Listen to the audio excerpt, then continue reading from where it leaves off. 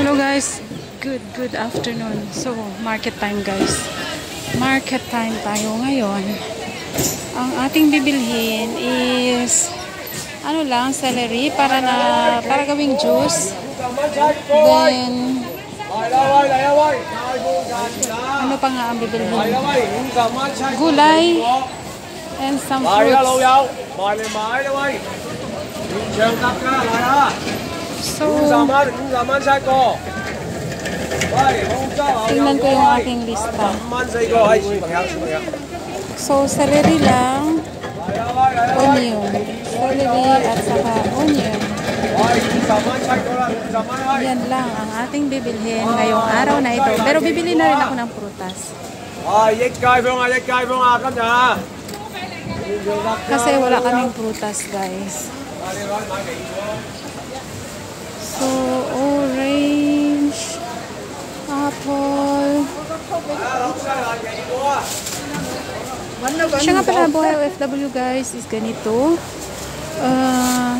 Araw-araw. Ako araw-araw nagmamarket. Pero kapag may stocks kami, hindi ako nagmamarket. Like, ang bibilin ko na lang is fresh gulay and isda.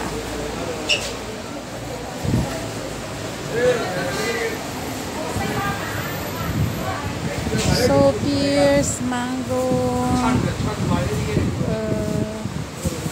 lemon, apple, dragon fruit. Wala yung gusto ko. So, celery. Doon ako sa kabila, guys.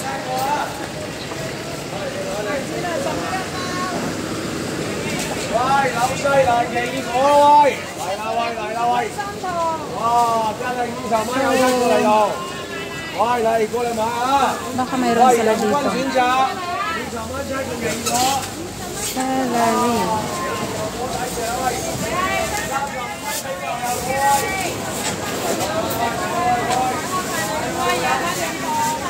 Walang celery.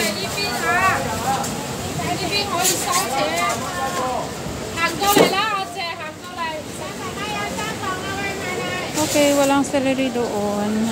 So, punta tayo sa kabila, guys. Ito siya yung ano dito, open market. Open market. Mayroon doon yung aircon. Aircon na market. Pero mahal siya, guys. Kaya dito tayo sa open market. Let's find celery para sa ating juice. So, dito tayo.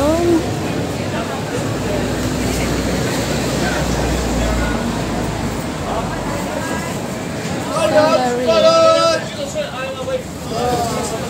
Wala silang celery. Mayroon. Okay, bili tayo ng celery, guys.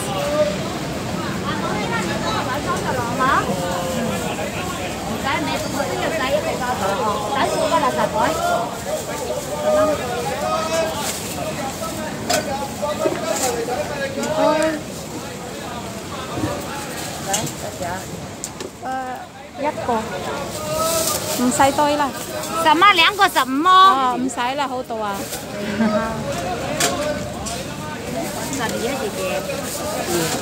你要寫單係咪啊？唔使。唔該。好，唔該晒。哎呀，冇問題，好啊，唔該晒。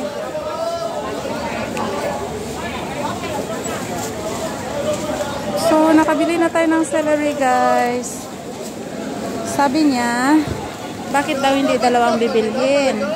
Kasi mura kapag dalawa, $14. So, yung isa is $10. Kaya lang sobrang dami. Anong gagawin kapag marami? Malapit naman sa market, guys, diba? Araw-araw na market. Kaya, let's go. Okay na ako dito, celery. So, onion na lang, guys, and fruits.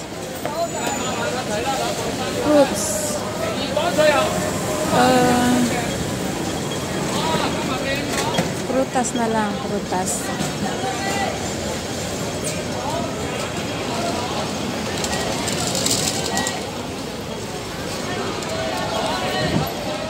So, sabayan ninyo ako guys sa aking pang-araw-araw na gawain dito sa Hong Kong bilang isang OFW.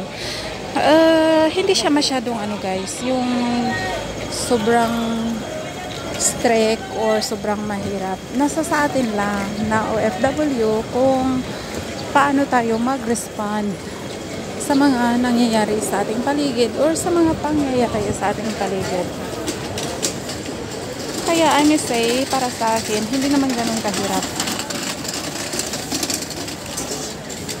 So, dito tayo, bibili ako ng uno.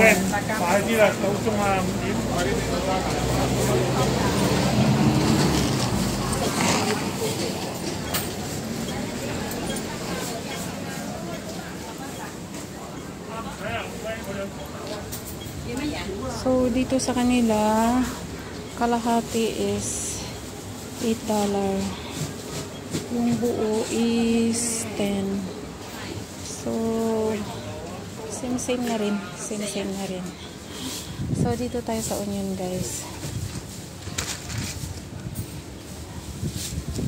So, $10, no? $8 dalawa. So, okay na rin.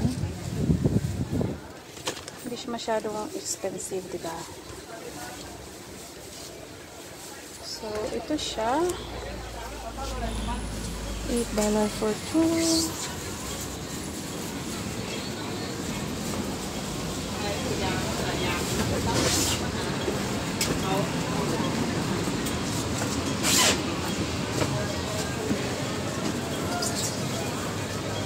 Okay.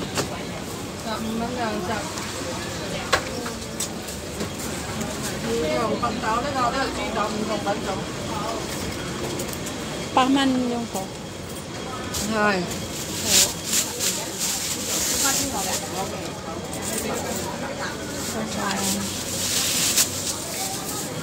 So, okay na tayo guys. Kompleto na ang ating kakailanganin. So, uwian na.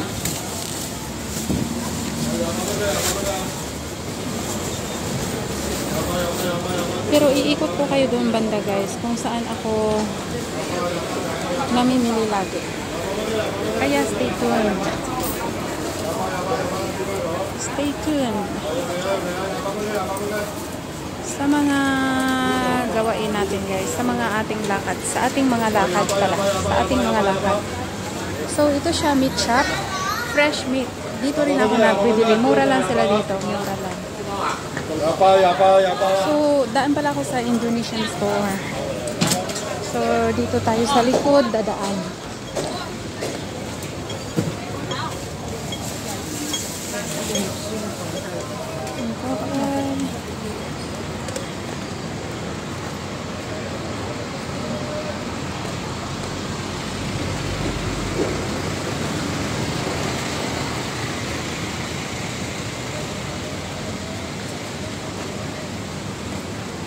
Okay, ito siya ang Indonesian store.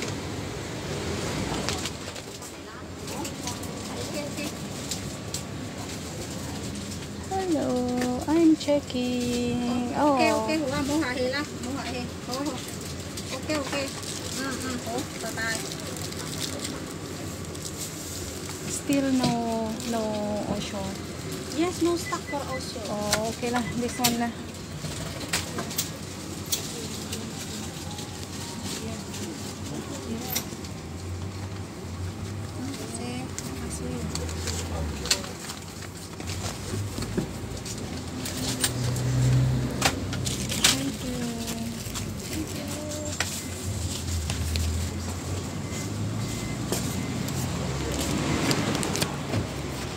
Tapos na tayo guys.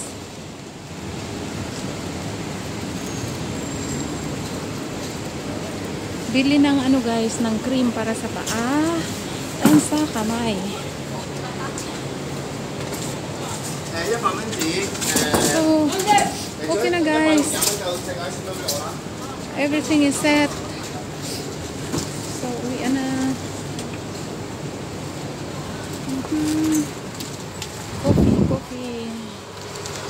Coffee black. $1. Wow, mahal naman. Huwag na, may kape pa ako doon. So, anyway, ganyan lang dito guys. Indonesian store. Parang uulan. So, kailangan kong babalik.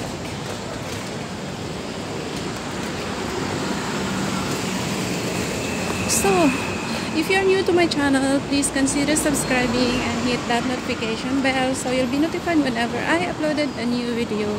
And thank you guys. Thank you so much for your endless support to my channel.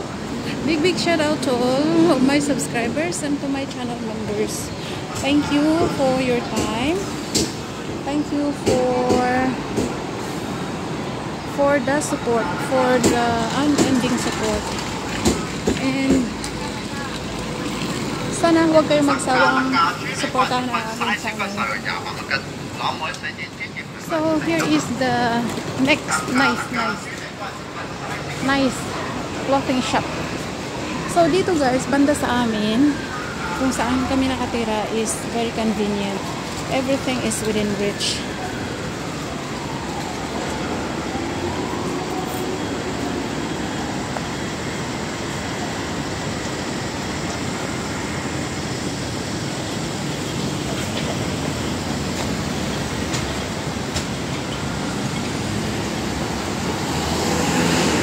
Malapit sa police station, hospitals, malls, palengke, Pinoy stores, lahat guys, malapit kami dito. Kaya, yun nga, sabi ko sa mga previous videos ko na parang hindi mo mamiss ang Pilipinas. Kasi nga, parang pareho lang sila.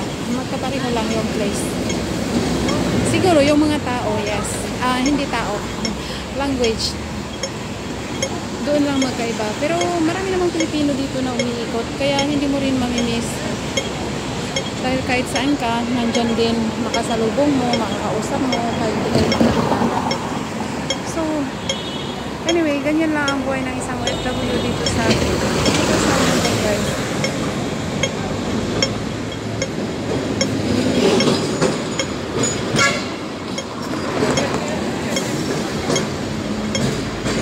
And until next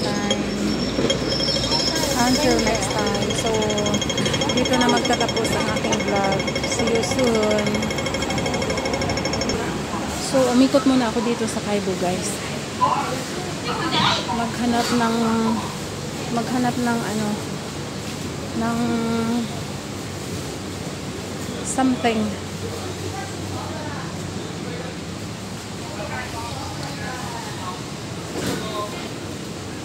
Okay, seems bili na lang tayo ng isda.